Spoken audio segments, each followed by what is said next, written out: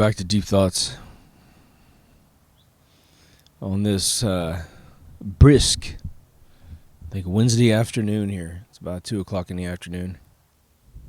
Working my butt off on a new project. Haven't had a chance to make enough of these things or to get them out the door, as a matter of fact. Today we're going to talk about the moon. I have no idea how much I can meander about this subject matter, but this is not about the moon missions, although I'm sure I'll mention it. This is more about the object known as the moon. Because isn't it just a mysterious eye in the sky that we have observed since mankind gained consciousness and 2 eyeballs to discern reality through the compilation, aggregation of photon particles? As I smoke this Cameroon nub with a split end here. Let's see how this goes. The moon. Well, it's pretty interesting because I think for most people it's sort of a mystery because, as far as I've been able to discern from the population of the world, most folks don't take astronomy. Most folks don't take any physics, any science of any kind, and so the idea that the moon is up there should be pretty mind-blowing, to be honest. I mean, if you don't understand gravity, if you don't understand the planets and celestial orbits, as at least told to us by the organizations that can't seem to get a picture of the Earth that's consistent with any other picture they take of Earth, how does one gain any level of calmness about the moon? And what do they say? They say, oh, it's a full moon out. Now, for me, the full moon is really pretty simple. If you're going to commit a crime at night, you'd want as much natural help as possible. And a full moon's going to provide a tremendous amount of light for your dastardly deeds. But there are claims on the internet that when you measure the effect of sunlight, it obviously warms things. But they're saying that once you measure the light temperature of the moonlight, that it cools things down. Now that should absolutely, positively compete with every single theory we understand about hot and cold. And just to kind of help you understand the basics, the reason why something is cold is that its atomic mass aren't moving that much. It holds still. It's in a restful state. That means all the frequencies that have ever bumped into that particular area that is very cold have all been absorbed, they've all been dissipated, and now this object is really holding still. Now, it never really holds still, but it's holding a lot more still than other things. Things that are hot are exacerbated, moving around like crazy. The tennis ball that never stops, the pool balls that never stop, just bouncing off everything. So the only way I can imagine that the moon's light could cool us off would be that whatever frequency that light is coming at us, it somehow has a counter frequency. And where you wanted to stand up, let's just say, to get moving, somebody just bumps you on your shoulder back down into your seat. So you were going to get rowdy, you were going to get up, but they just push you down in your seat. It's force that pushes you back in your seat, right? Now, I haven't personally done that experiment, and I've seen enough fake crap on the internet that I'm not going to repeat the fact that, or I'm not going to say that the moon's light cools things off without actually doing it myself. That's what they say. But now, what the hell is the moon? Well, it's far away, and unfortunately, when you want to disinformation everyone in the world, it's very simple to disinfo anything that is intangible to your hands, to your feet. We have heliocentric people that believe it is a orbiting ball around our ball that has an average distance of 236,000 miles away. It's way too big to be a moon of Earth. Its approximate diameter is like 1,200 miles. Our diameter is 7,900 miles, almost 8,000. It's over a tenth of the size of Earth. And when we look at all the other bodies in space, Their little moons barely get to the size of their planet, and ours is abnormally huge. Now, I think we'll go through some of the revisions of what the moon is from the Flat Earth community, because I think it's actually fairly compelling to think about, because there seems to be something up with our moon. It is unbelievably a combination of astronomically against mathematical algorithms all coming together to be what it is, where it is, and I guess you could throw in how it is. Now, what happens when we look at it? Well, you can look at it with your naked eye and you get that little painted surface you've seen your entire life because you're not allowed to see the other side of it. Isn't that interesting? It never slowly rotates its backside to us. It is in perfect rotational orbit and its own personal pole orbit, such that we only see the face that we see. And that, ladies and gentlemen, is really pretty much hard to believe. Like impossible to believe for someone like myself. And why is that so hard to believe? Because you've been raised your whole life with that's just the way it is. Don't feel strange. Well, when you do statistics and probability, you have to put in all the variables. And once you put in all the variables and you adjust for their possible value range, you start multiplying everything together. And you start realizing how many possible options, a particular situation could have. So if you were to have a lottery ticket and it has, say, 10 numbers, and all those numbers have the chance of being the number 1 through the number 65. Well, then you multiply 65 times 64 times 63 times 62, all the way down until you reach 10 multiplications of that algorithm. And what number that you come up with at the end of that lottery ticket is that to 1 that you're going to win. So every time they add a few digits onto lottery tickets, they're fucking you on an exponential level. And yet eventually somebody wins. So Earth has an orbit. Earth has a spinning speed, let's just say, or heliocentric, has its own spinning speed. Then it has its speed around the sun, which we can assume because it's 666, it's a lie in terms of the amount of speed that we think it does. Everything is 666 the whole way through. It's absolutely nuts. But the moon has its diameter, its polar spin, and its orbital spin around the Earth. And those are just the basics. And when all those things come together, those are 6 distinct variables, right? That's not to take into account its true gravitational poles. They tell you that the moon is in an elliptical orbit. An elliptical orbit would change drastically its behavior. Not everything would be unified. But somehow, this all came together, and we only see one side of the moon the entire time. Oh, and let's throw in something else.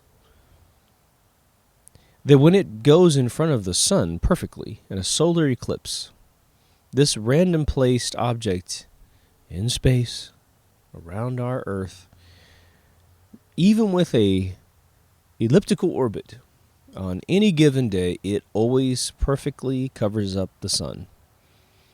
The sun is some random 93 million mile away ball of hydrogen, as they tell you. They never tell you it has helium as well, about 40%. And the moon perfectly blocks out the sun. Unbelievable. What are the odds, people, that we have a moon that is way too big for our planet, that its face is always facing us, and we never get to see the backside of it, and then when it does an eclipse of the sun, a solar eclipse, that you always see the crescent ring, and once the eclipse is sort of reaching its end. What are the odds, people? Now, there are a tremendous number of conspiracies on YouTube regarding the moon. There are conspiracies called Project Bluebeam, which is that somehow a group of human beings destroyed the moon, or it was a mothership and it flew away, and that Project Bluebeam is a laser that actually projects an image of what the moon used to look like in the sky. Alrighty? Now, I don't know how this Project Bluebeam works because they never tell you. They just tell you, it's frickin' lasers, man. Frickin' just shoot a laser in the sky, so it's going to stop in the middle of nowhere. But that was several years before this emergence of Flat Earth. And I think that one of the funny things that Flat Earthers have never really talked about is if you did have a firmament dome over a disk, what happens if you project against the dome? Did you create an illusion that something's up there? Then there's a bunch of debate about whether or not the moon has any dimension at all. Now, if you're an artist, especially a 3D artist, even if you're just an artist and you've done plenty of perspective artwork, you'll know that the moon appears to be definitely three-dimensional. Why does it look three-dimensional? Well, the meteorite patterns or the meteorite impact patterns that are all over the surface, which might be bubbling surface patterns, do foreshorten, do turn around a spherical shape. All right? So it appears 3D. That is what I think is indisputable. It appears 3D. Whether or not it is, well, I don't know how important it would be if it was a disk, if it was a projection. I can assure you that if it's a projection, that the projector is not on planet Earth, most likely. Plus, projection has a bunch of disturbing moments between the projector and the actual receiving surface. Anything that flies in the way is going to get lit. And we never see that. So I think the projector idea is sort of maybe not totally true. But there is an interesting phenomenon that has been videotaped that I think is relatively compelling. And it's called the lunar wave theory. If you look it up, the moon lunar waves, or just lunar waves, if you look it up, what is happening in this theory is actually pretty fascinating. And you have to understand that I understand digital cameras pretty much like the back of my hand. I understand how the light comes into the lens. I understand how it hits the sensor, how that sensor is then rasterized into various forms, stored inside little SIM cards, stored on hard drives, how it's post-processed. So what you see when you look up lunar waves is that people have taken really close photographs, video recordings of the moon, and there appears to be a scan line that will come down the surface of the moon. If you just keep looking now, if you just look a couple seconds and you pull your head away, you'll most likely never see this occur. But if you stick your head inside of a camera and you continually look, you'll see scan lines. At least in the footage that is published on YouTube. Again, someone could get pretty clever and create this theory just by messing with their own footage that has none of this. But let's just say for a split second, the hypothetical is that this is real. You start to see a scan line go from top to bottom or from bottom to top. And at first your mind goes, oh, well, that's probably something inside the camera.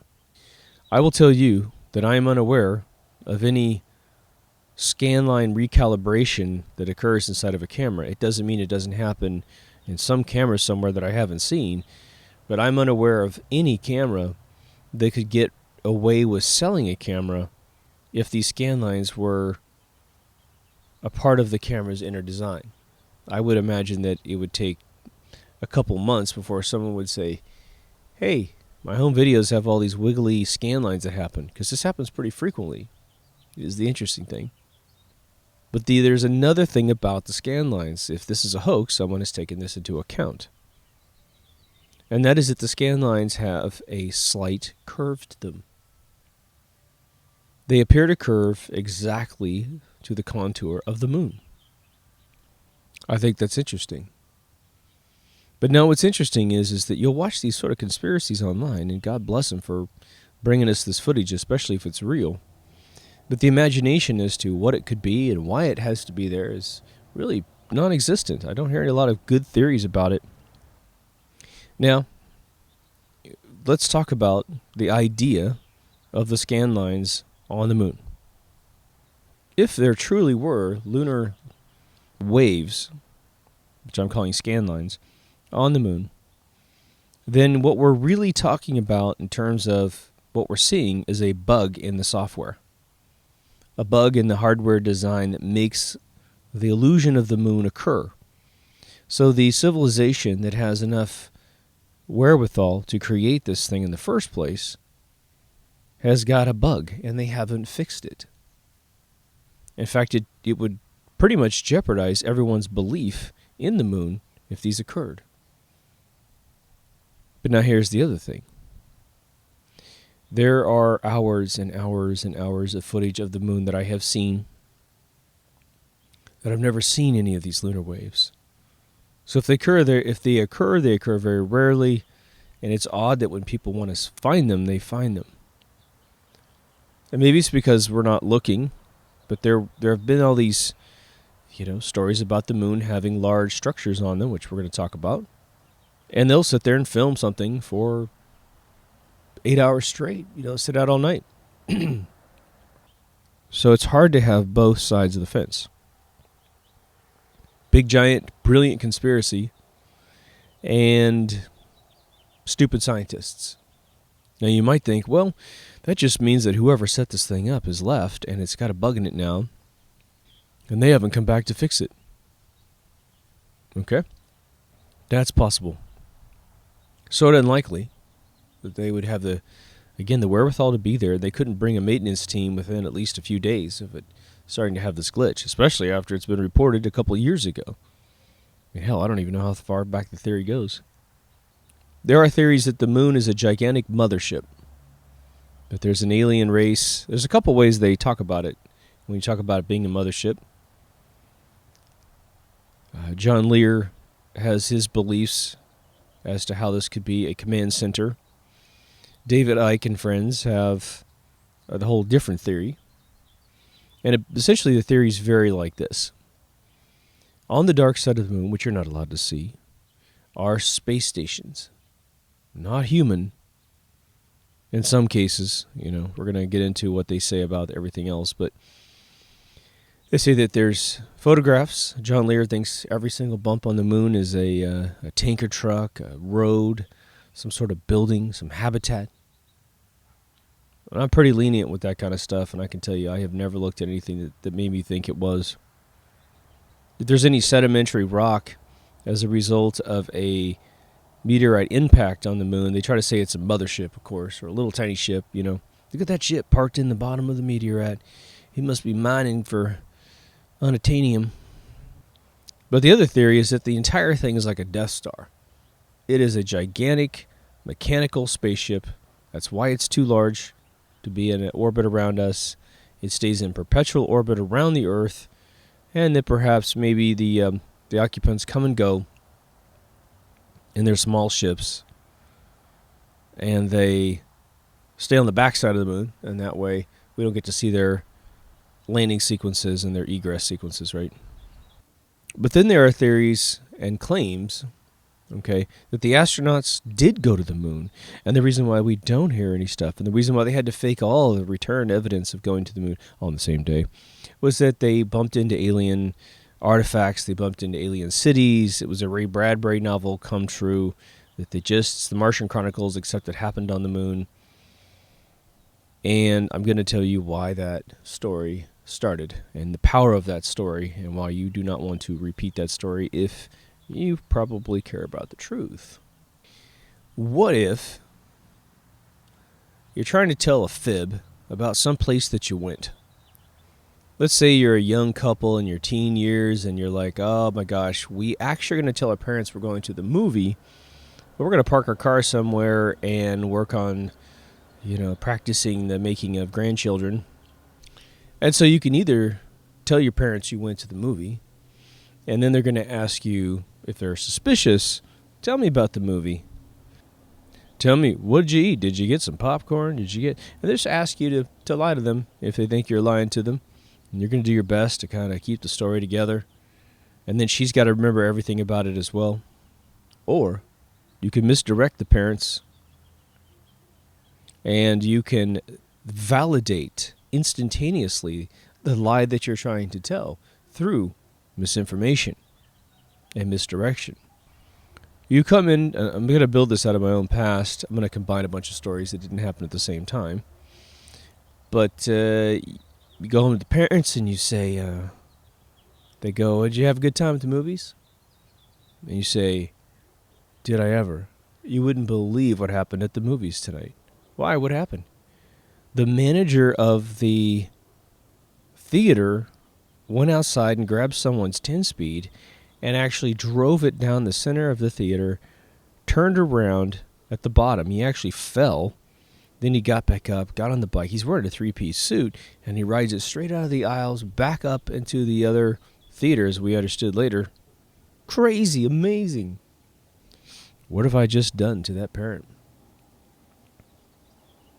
They are now so utterly focused on the fact that the manager rode a bicycle into the movie theater, and that who would make up a thing like that he has absolutely forgotten, or she has absolutely forgotten, to ask about the details and the minutia to prove that you went to the movie theater. Because what kid would come home and tell a story like that? I used to work at the movie theater, then I left, and then I came back and worked for them, painting gigantic murals of movies, and that actually happened. The manager took my 10-speed, and he had the workers open up the doors to the first theater. He went down, turned, bailed, got back, came back up, went through the lobby. He had the guy open up the other door exactly at the right time so he didn't have to lose any speed, and he goes down the other aisle. Absolutely hilarious. Everybody's laughing their heads off. But the reason why astronauts are now coming out and saying how much they saw UFOs and and was one of the astronauts that lives in Malibu, and he keeps showing up to this little UFO clique down there. And of course, it's all built out of people who want to believe, and so he's just feeding them what they want to hear, telling them that there's space stations on the moon, alien space stations, mind you. So that's the power of astronauts talking about that. The other one is that they'll take photographs of the moon mission, and they've used a high-con filter in Photoshop and really discovered the scaffolding in the warehouse in the background. Well, NASA's cover was to say, those are the alien space stations. I mean, they don't say it themselves, but they have astronauts say it for them. And everyone feels so enlightened in the end.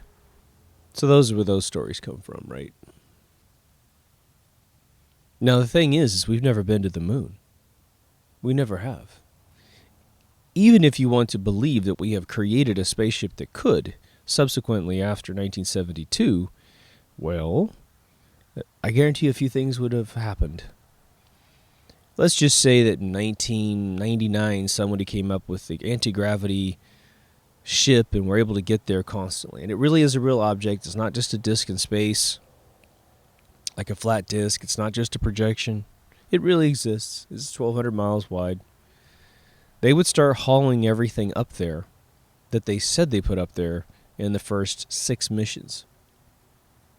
They put the reflector there. They would put the lunar module there. They'd still be fucked if the lunar module doesn't have enough room to hold a rocket engine, a habitat system, a fuel cell, some type of fuel container, that could power that 10,000-pound thrust engine. All that wouldn't really make any sense, but at least they could put it up there. And the other thing that they would do is that they would claim that they had a device that could go back and take pictures. Even if it couldn't, they could launch the Saturn V type thing right in front of your face, believing that we've got conventional rockets that do what it does. And somewhere over in South America, they have a little test facility like Contact. Here goes up the anti-gravity ship, and it takes everything up there. And so they'd be filming using technology that's 10 times more intense and sophisticated than the crap that we didn't use to go to the moon. Now, there's another theory, which I actually think is very cool, but it relates to the flat Earth round disk format of the Earth. And for everyone who's so butthurt about flat Earth potentially being true, I don't understand it myself at all. Why people have to take sides just blows my mind. This isn't a political election of 2016. This is just basic science, right? Joe Rogan and his massively obese, green-bearded, jersey-wearing buddy have lamented on and on about how they can't stand Eric Dubay putting out theories about the flat Earth. And I just think, why take a position? Why take a position? You've not been in space. You've not seen the Earth from space. You don't know. And all the space organizations of planet Earth simply cannot produce images of the planet Earth that are remotely related to the Peter projection map, which we know is the certified dimensions and proportions of all the continents. Google Maps doesn't match the blue marble shot that the astronauts brought back from Apollo 17. So you cannot take a position. You can only take a religion. And why do that to yourself, right? Now, if it's not heliocentric, or it does have this sort of weird relationship where the sun and the moon are two bodies that orbit about 3,200 miles in the sky, which again, I've defined 100 ways of how that could work. Actually, I've defined a couple ways 100 times. It doesn't mean that we know what the disk is, or that we even know it's a disk shape. Ugh. For all we know, it's like a transverse wave disk, and it's got all wobbly shit in it. Who knows? But you don't. You don't know the shape of the Earth. You don't. And all those ISS videos that Joe Rogan and his buddy try to submit as proof, again, pull your head out of your ass and look at the proportions of the continents and the curvature of the Earth in those shots. Go buy a globe from Toys R Us and just compare it to those ISS shots. It's not remotely the right proportions of the Earth. The atmosphere is so utterly, massively thick on those shots. It's absurd.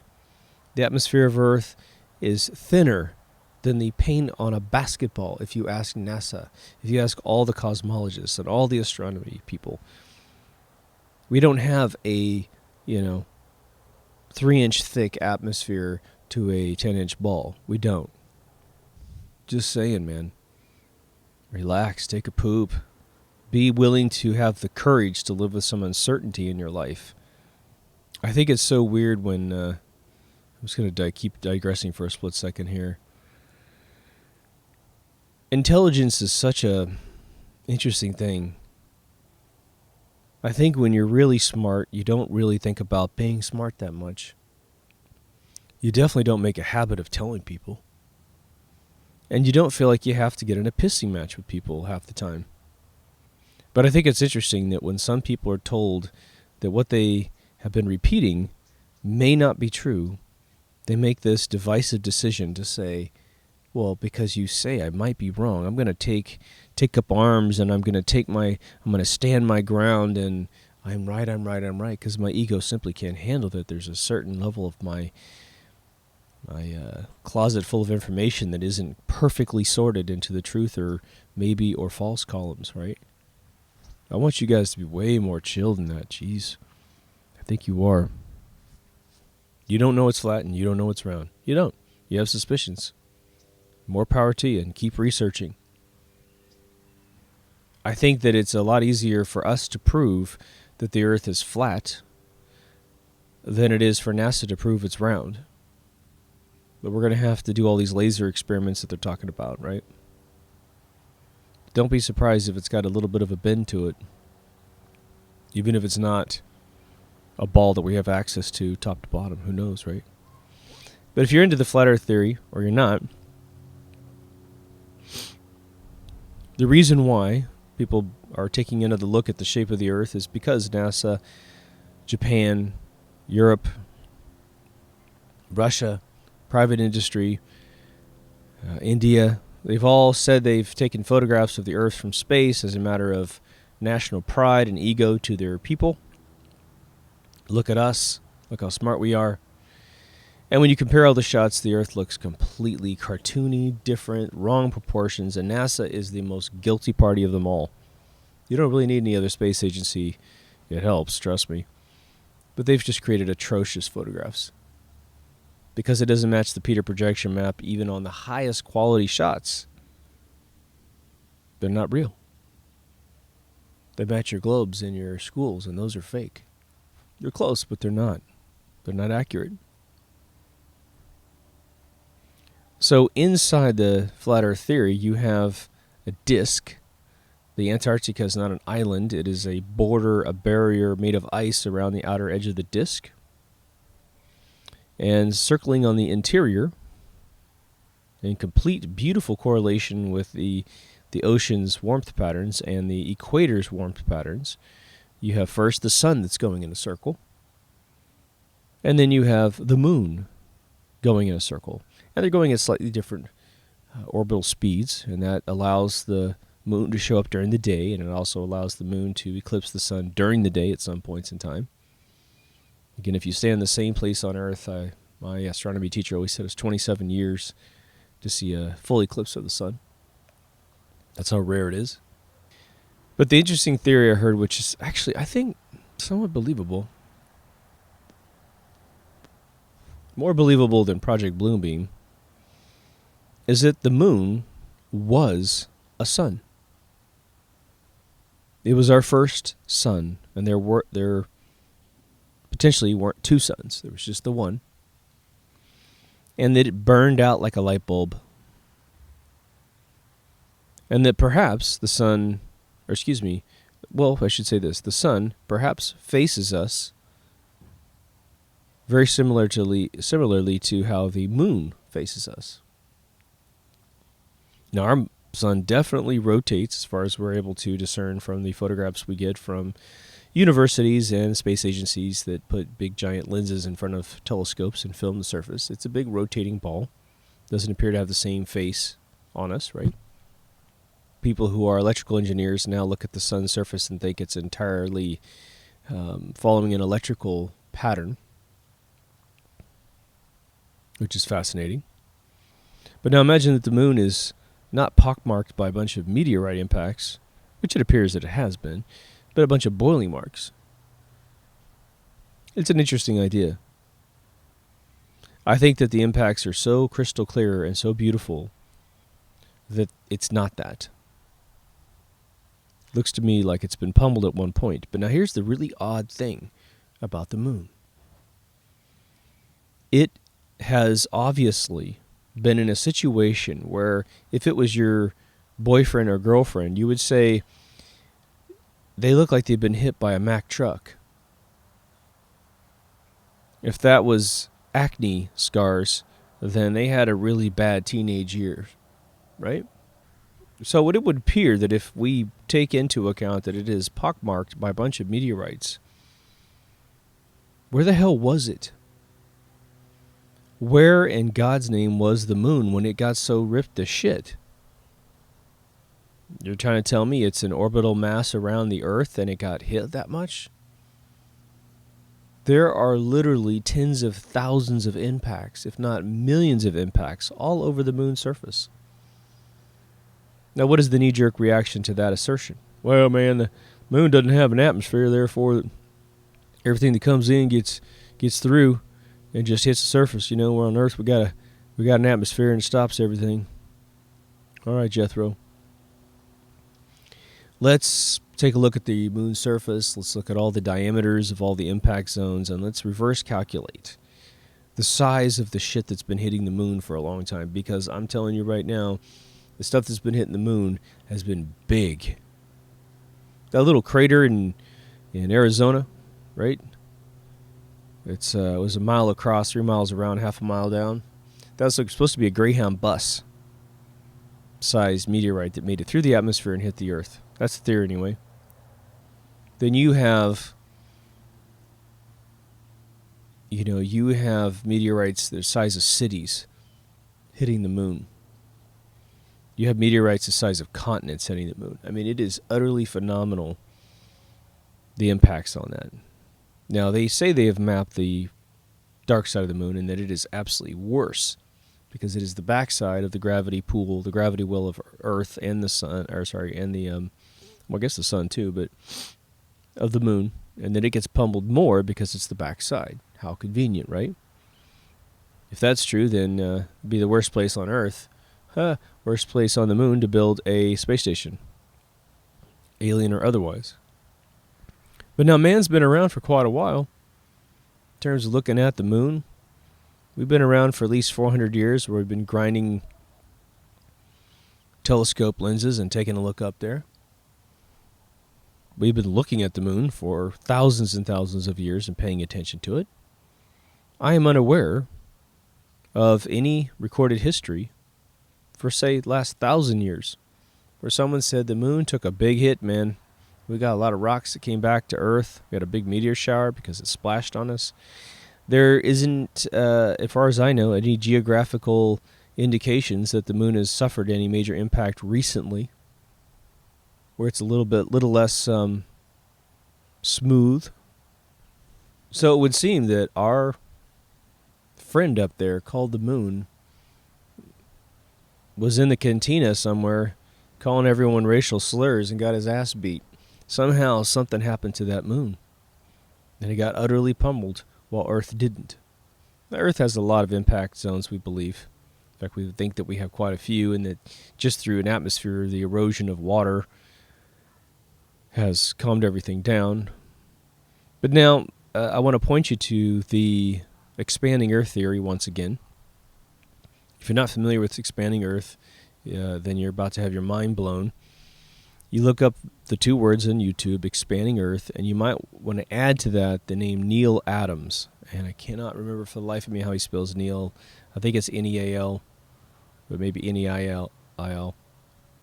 But he has uncovered the fact that Earth most likely is a ball, and that it expands a certain number of centimeters, right now around 18, 19 centimeters a year. And it's due to the fact that the center of the Earth is a plasma core. He doesn't really assert that, but if you take Tesla's studies and Eric Dollard's studies, that's what you come up with. That accounts perfectly for the North Pole, South Pole polarization, but using electromagnetism and not a big nickel core. The idea that they've told you what all the layers are inside the Earth is utterly asinine. Right? Again, man has an ego that won't allow him to have an unknown, so we just make shit up. And we don't put a little star next to it going, this is what we think is in there. We just say, this is exactly what's in there. Well, I'm willing to bet that our gravitational force would be potentially more if that stuff was down there. Maybe not. Maybe the plasma core is 100% sufficient in blocking ethereal winds, thus giving us the gravitational force that we have, right? But Neal Adams has done a simulation using his algorithm on the moon's surface. And I will tell you, it is amazingly believable on a geological level. As a matter of fact, all of those dark ocean pools that you see when you look up at the moon, the ones that don't look like meteorites, they call them seas. Once the seas are all collapsed and the edges are brought together in a uniform algorithmic way, you will find that there are half meteorite impacts on the west coast versus the east coast of one of those seas. What does that mean? Well, imagine that you know that South America and Africa were connected. You can just tell. They fit like puzzle pieces. Well, imagine they were together and a meteorite impact hit right along the fault line where it's going to rip in half. And one side's going to go be Africa and the other side's going to be South America. Well, then you would have a dish, right? A dish impact in the ground, which is what a meteorite shape is, and half of it will be in Africa on the coast, and the other half would be on South America on the coast. Well, on the moon, there are literally hundreds, if not thousands, of these split impact zones on either side of a sea. And what he is saying is that because we are targets of the sun, which has a bunch of electromagnetic properties to it, that every celestial body has this magnetic core, this plasma ball core of absolute stem cell energy that can be anything it wants to be, but it pushes on the outer crust, which is cooled off, which we live on. And as it does it, well, the Earth has to expand. All these earthquakes in the Midwest, maybe they're from fracking, maybe they're just from the fact that the Earth is expanding. I bet we're in the middle of a shift right now. Italy's getting a bunch of earthquakes. Places that don't normally have earthquakes are getting earthquakes. We're getting sinkholes all over the Earth. Well, when you shift the bottom bowels of the crust, which isn't that far down at all, you're going to create little gaps, and eventually those gaps are going to continue collapsing until the surface collapses into those gaps. This is why I believe when you go to Arizona, off the Interstate 10, you have these huge plateaus. Well, those plateaus aren't silicon trees. Those are the former surface of the Earth, undisturbed. And in the surface that we live on continually it goes down, down, down because the Earth's crust keeps getting stretched like pizza dough. But we talked about the flat disk theory and gravity. And again, one of the things I saw Joe Rogan say the other day, which is fair game, is he read a comment that says gravity doesn't exist. And he goes, man, I can't even wrap my mind around why anyone could say that. Because obviously we experience this illusion, this phenomenon, as WikiLeaks calls it, or Wikipedia calls it, and all the other science book calls it, called gravity. So it exists, but why would someone say it doesn't exist? Well, what they're trying to say is that mass pulling against mass is not true. There's no scientific theory that explains how mass pulls on mass.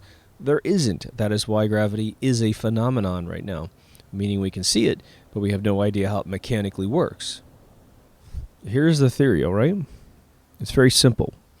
And this is why I get frustrated when people repeat things that say gravity doesn't exist, but they don't add a little bit more to the statement. Because at that point, it feels like they're just carrying around something that they've heard, and that doesn't do anyone any good. We know that there's air in this environment that we're in. So the air can exist on Earth in two different ways, based on the two theories of heliocentric versus flat Earth. On heliocentric, it's pretty easy. You have a ball that's turning about 1,000 miles an hour, and the atmosphere isn't bound to the Earth, and so it moves at a slightly different pace. And so the oxygen is just this floating layer. And of course, it is influenced by the rotation of the Earth, so we don't get completely swept away. Although, again, as I said in my Flat Earth episode, there are a lot of problems with the idea that we are spinning at 1,000 miles an hour only at the equator, and that at the North Pole and South Pole we would be spinning at nothing. And the idea that if you were to fly from, say, Mexico City to the North Pole in a straight line, that you would have to countercorrect for the Earth's rotational orientation to you in the sky, because you're not connected to it. The idea that you should be able to lift up in a helicopter, hold still, and let the Earth move underneath you is a pretty sound idea. Physics would allow it. So the flat Earth idea is based on some form of a firmament. Now don't worry about the biblical ocean above as it is below kind of thing. Maybe. I don't know why it would ever have to be that way. But let's just say we're in a little snow globe.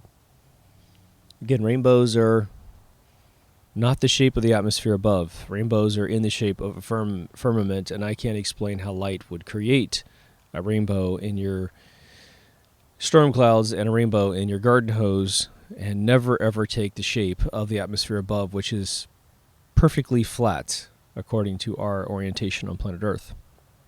But now we understand water. Joe Rogan understands water. Joe Rogan's counterpart understands water. And what can happen on water, the surface of the water? Well, you can hold your breath, lean back on your back, and float on the water, can't you?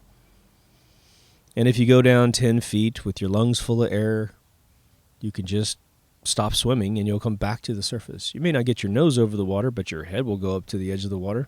And why is that?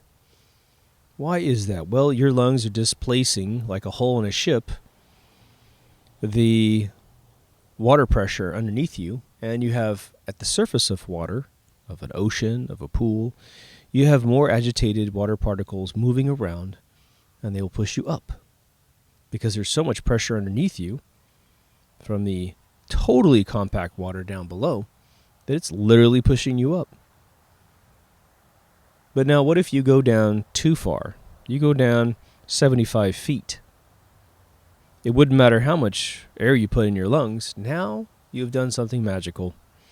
You have put so much water above you that now, if you stop swimming, you're going to get pushed to the bottom of the pool, if it was that deep, or you're going to go to the bottom of the ocean and you'll be crushed into a piece of Pez.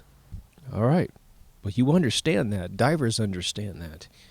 You don't have to have much intelligence over a 5-year-old for someone to understand that. So now you're wondering, how does the In a flat Earth model, how would the sun and how would the moon stay up there? How is it even possible?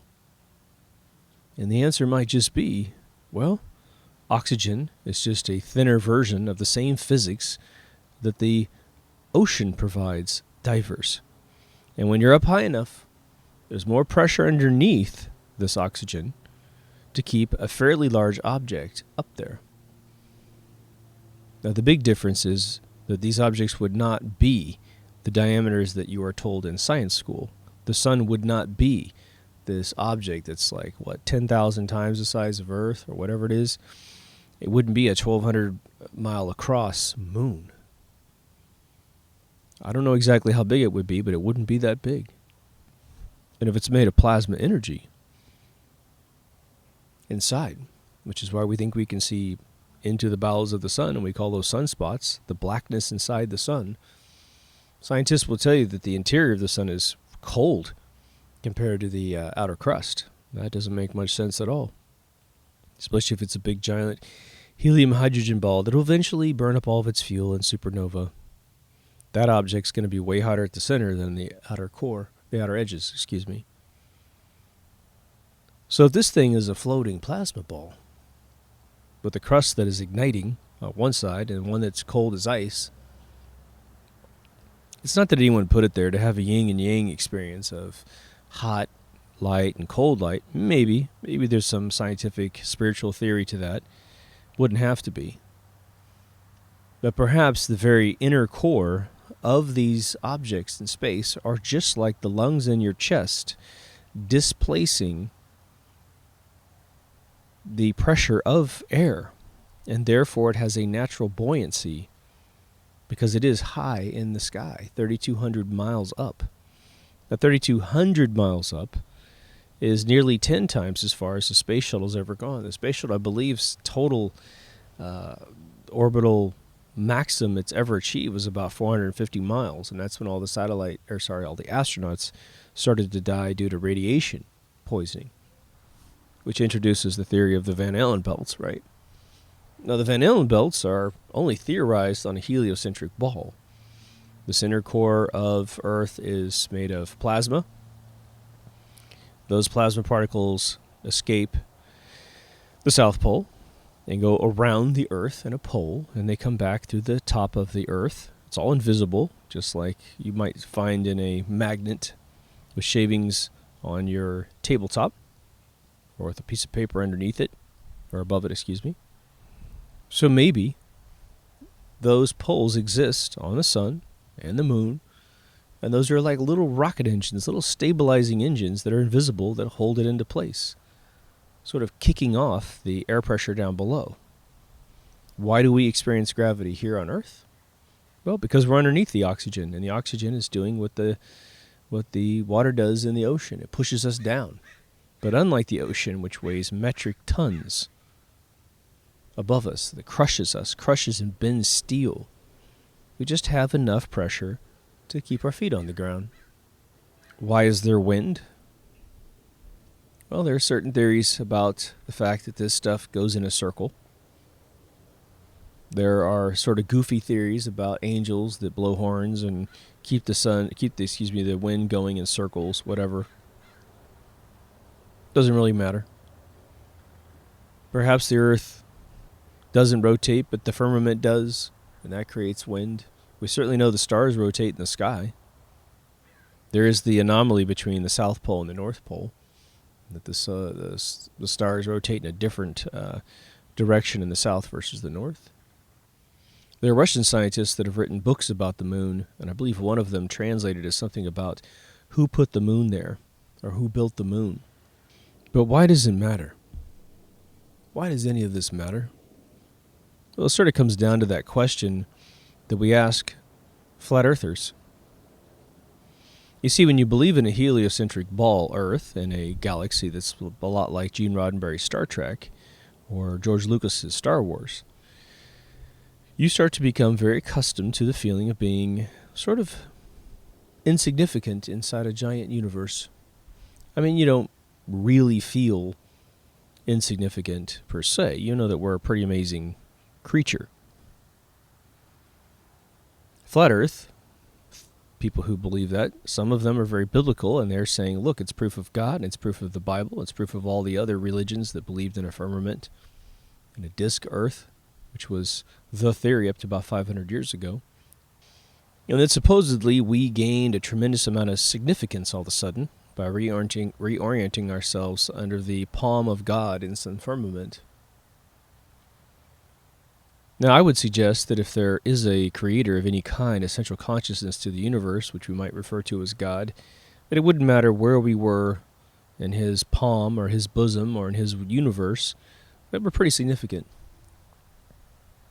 I think it isn't a stretch to suggest that all living beings, plants, animals, insects, all of it is significant.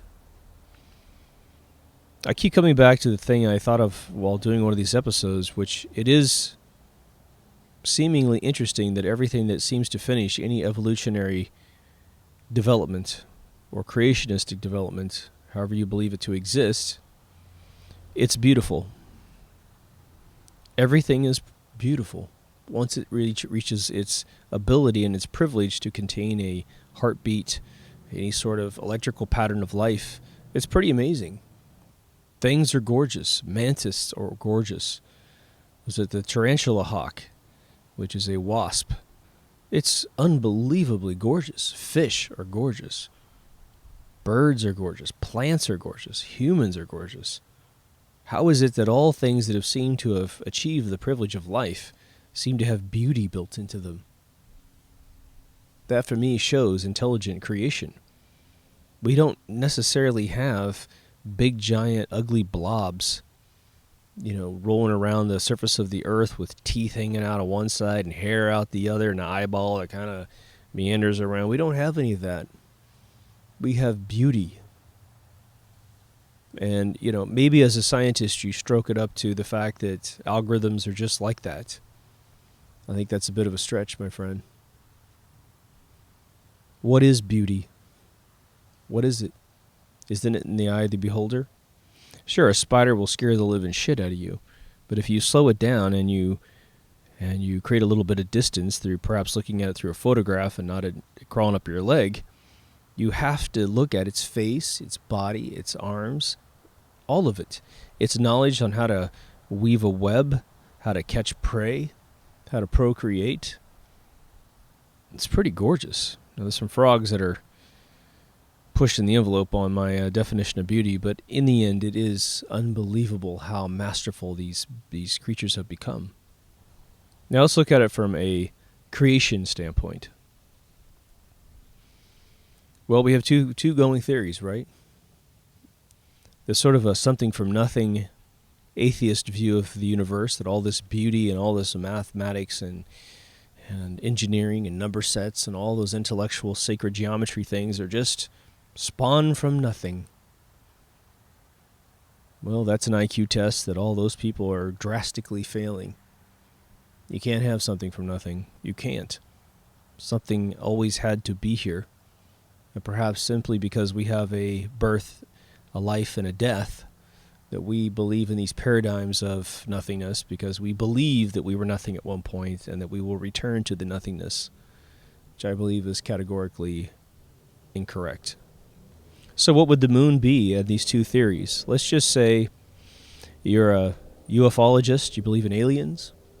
Maybe you do not believe in the something from nothing, but you can't quite put your finger on it, and you're fine with the unknown, and that's cool. In that particular tense of the argument, would the moon be a calling card, a clue to their existence, perhaps their personal orchestration of the third rock from the sun? Are we a Prometheus drop-off of their DNA? I absolutely believe that there has been massive hands-on intervention in our creation.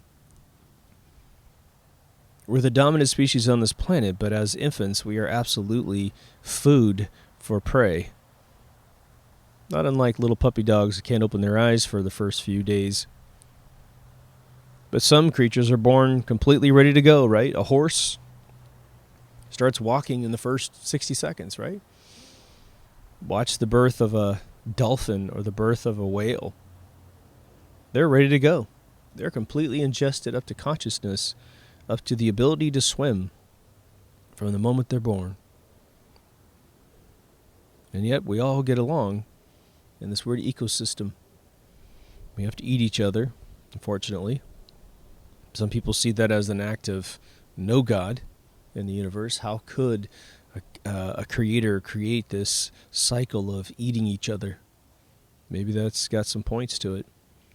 But maybe there is no such thing as death. And therefore there is no sin in killing to eat. Now, I dearly hope that we don't start eating each other on the human-to-human level, of course. But what if the firmament exists, and this is just 1 degree from God? We are all 1 degree from God. Now, I believe that on a spiritual level, we are 1 degree from the central consciousness of the universe. But the idea that there couldn't be a intermediate life force between us and God that would participate in our creation, sort of silly. Like there couldn't be aliens that helped create us, and we are them, right? We always try to distance ourselves from them because we don't have direct contact with them. If the Gene Roddenberry world were ever the truth, then you would assume that all these bipedal creatures that keep showing up in all the Star Trek episodes, well, seems like we're all sort of having 2 arms and 2 legs. Even though that's a fictional construct, it's pretty interesting. We don't have ufologists and people that have supposedly been captured by aliens that I've ever heard of that say, oh my God, they had 6 legs and 2 heads and 22 eyes and a mouth in their belly. I never heard that before. It's always a bipedal being with 2 eyes, slit for mouth, something like that. A reptilian, 2 eyes, 2 arms, 2 legs, all that stuff. The moon is a very strange object. Very strange. And its relation to the sun ties the sun into the phenomenon of its very being. It does. And that's why Russian scientists for more than half a century have simply said, you know what, we're going to observe the moon as it is, and we're going to revel in its amazingness. We're going to scientifically document its probability of being there without assistance. And they have concluded, some of them, that there is intelligence in its very existence, and I happen to agree with them. Now, I don't personally have any need to believe it's a mothership, but that's not necessarily the truth. You know, my suspicions of it not being that doesn't mean it's not that. I do find it interesting that the folks that have claimed that it is a mothership wholeheartedly say that they've, their evidence is psychic communications with other invisible aliens in space, just like the Nibiru Planet X theory. I tend to think that those people are looking for attention more than they're looking for actually trying to prove any revelation in consciousness for mankind. But next time you look at the moon, keep all these things in mind, because this is just the first step of really kind of looking at it in a different way. And what's interesting is there's so many of you out there that will look at the moon and you'll just have a different way of thinking, perhaps a more simple way of thinking, and right away something will occur to you and you'll go, oh, no one's ever said this. Doesn't that make sense? And you post it in the comments, or you make your own little video, and you start to realize you are the pioneer of the next theory that maybe brings us a lot closer to what the moon really is. I think you feel me. I wanted to do one on the moon for quite a while. Wasn't quite sure if I could make it an hour. I think I just crossed the marathon finish line. I'm at about an hour and 10 minutes, so we'll see after editing how far this goes. If you like this episode, please like. If you dig the series, please subscribe. I understand it's a variety show. Subjects will change. Just ignore them if you don't like them. I have worked to create more playlists because a lot of the videos were not fitting in any of the playlists that I made. So I added social, science, and creativity into the mix. I also created one called spirituality, and I handpicked all of the episodes into those playlists. If you think I have one that's in the wrong playlist or one that should be in a different playlist, please just let me know in the comments and I'll move it in there. Anyway, take care of yourself and someone else, and I'll see you in the next Deep Thoughts. Over now.